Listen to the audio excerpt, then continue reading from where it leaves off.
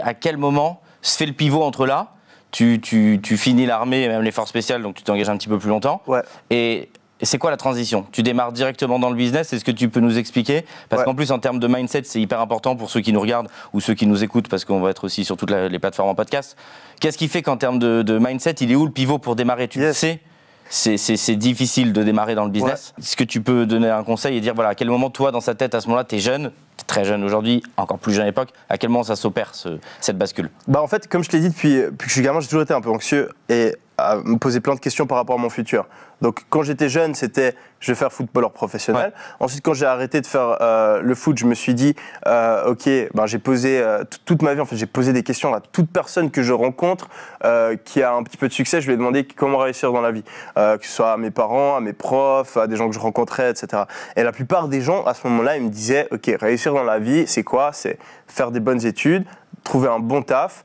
Dans une banque, etc. C'est là où tu peux avoir les meilleurs salaires, ou bien une grosse multinationale. Tu gravis les échelons, tu fais carrière. Et ensuite, après, quand tu as l'expérience, quand tu as mis un peu d'argent de côté, là, tu peux lancer un business. Et après, là, ça peut encore exploser. Et là, tu peux atteindre vraiment l'indépendance, la liberté financière. Et donc, c'était ça mon plan, mon deuxième plan. L'armée, c'était un truc que je devais faire temporaire. J'ai jamais pensé que j'allais faire carrière là-dedans. C'était juste temporaire vu que c'est obligatoire en Suisse. Et donc, après l'armée, j'avais prévu de faire HEC Lausanne, donc une des meilleures universités en Suisse pour tout ce qui est du monde de la finance, du management, du business. Donc c'est ce que j'ai fait. Quand je suis entré à HEC Lausanne, en fait mon but c'était d'avoir le meilleur CV possible. C'est aussi pour ça que j'ai fait l'armée. Je me suis dit sergent des forces spéciales, je mets ça dans mon CV. C'était déjà pensé, c'était déjà structuré. J'ai fait une maturité bilingue, donc je suis allé vivre 1 an en Allemagne. J'étais là, ça je vais mettre dans mon CV. Et je me suis dit quand je rentre à l'université, il faut que je sois top 5 de mon année. Il faut que j'ai les meilleures notes parce que ensuite je voulais aller à Harvard, qui était un rêve aussi que j'avais depuis que j'étais gamin. Donc je me suis dit je vais aller à Harvard, je vais avoir le CV de malade, je vais me faire prendre dans la meilleure banque ou dans le meilleur groupe de consulting, je vais bien gagner ma vie, et ensuite après je vais pouvoir partir dans le business.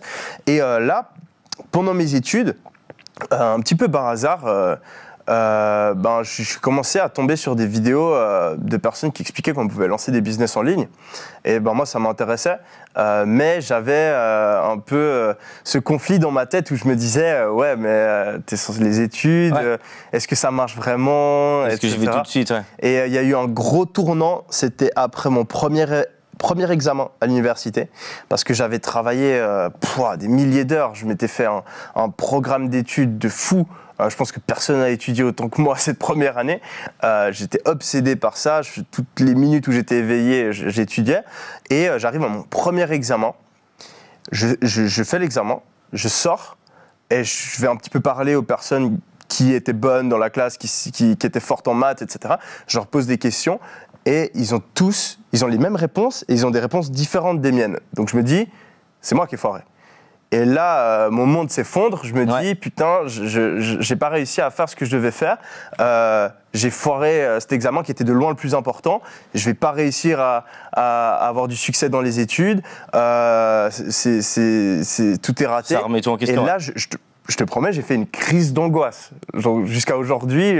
Parce que tu te mettais une pression énorme. J'avais ces pressions. Je respirais comme ça. Je me suis recroquevillé comme ça. Je rentrais chez moi. On a les images. Super mal.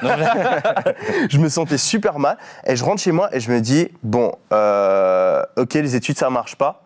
Alors je vais me lancer dans le business en ligne, le truc que j'osais pas trop faire, je savais pas trop si ça marchait.